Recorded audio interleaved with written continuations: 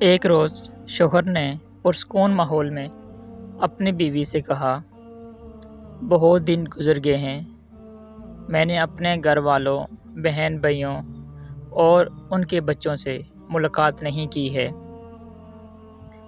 میں ان سب کو گھر میں جمع ہونے کی دعوت دے رہا ہوں، اس لیے برائے مہربانی تم کل دوپہر اچھا سا کھانا تیار کر لینا۔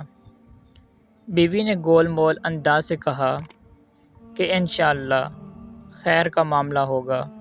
شوہر بولا، تو پھر میں اپنے گھر والوں کو دعوت دے دوں گا۔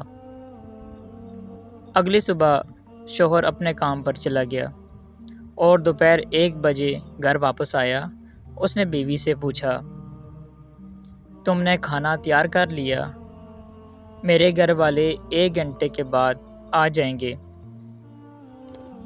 بیوی نے کہا، میں نے ابھی نہیں پکایا کیونکہ تمہارے گھر والے کوئی انجان لوگ تو ہیں نہیں، لہٰذا جو گھر میں موجود ہے وہی کھا لیں گے۔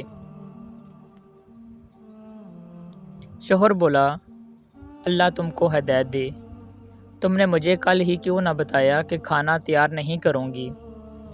وہ لوگ 1 گھنٹے کے بعد پہنچ جائیں گے تو پھر میں کیا کروں گا؟ بیوی نے کہا، ان کو فون کر کے معذرت کر لو، اس میں ایسی کیا بات ہے؟ وہ لوگ کوئی غیر تو نہیں، آخر تمہارے گھر والے ہی تو ہیں۔ شوہر ناراض ہو کر غصے میں گھر سے نکل گیا۔ کچھ دیر بعد دروازے پر دستک ہوئی۔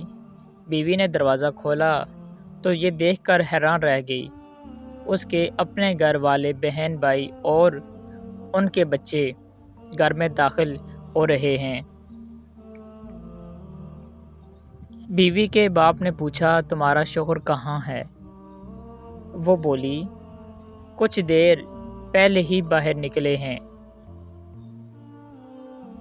باپ نے بیٹی سے کہا، تمہارے شوہر نے گزشتہ روز فون پر ہمیں آج دوپہر کے کھانے کی دعوت دی ہے، یہ کیسے ممکن ہے کہ وہ دعوت دے کر خود گھر سے چلا گیا؟ یہ بات سن کر بیوی پر تو گویا بجلی گر گئی۔ اس نے پریشانی کے عالم میں ہاتھ ملنے شروع کر دیے، کیونکہ گھر میں موجود کھانا اس کے اپنے گھر والوں کے لیے کسی طور لائق نہ تھا، البتہ یقیناً اس کے شوہر کے گھر والوں کے لائق تھا۔ اس نے اپنے شوہر کو فون کیا اور پوچھا، تم نے مجھے بتایا کیوں نہیں کہ دوپہر کے کھانے پر میرے گھر والوں کو دعوت دی ہوئی ہے؟ شوہر بولا، میرے گھر والے ہوں یا تمہارے گھر والے، کیا فرق پڑتا ہے؟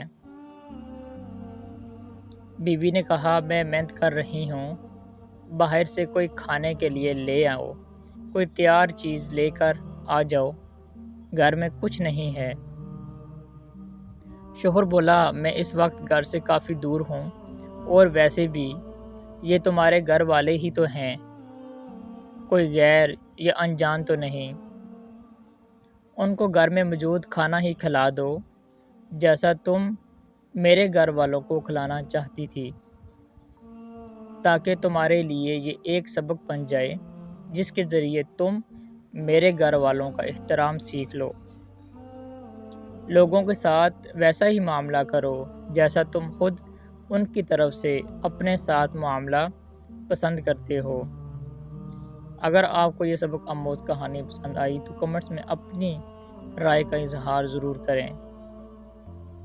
ایسی سبق آموز کہانیاں دیکھنے کے لیے میرے یوٹیوب چینل کو لائک اور سبسکرائب کر دیں۔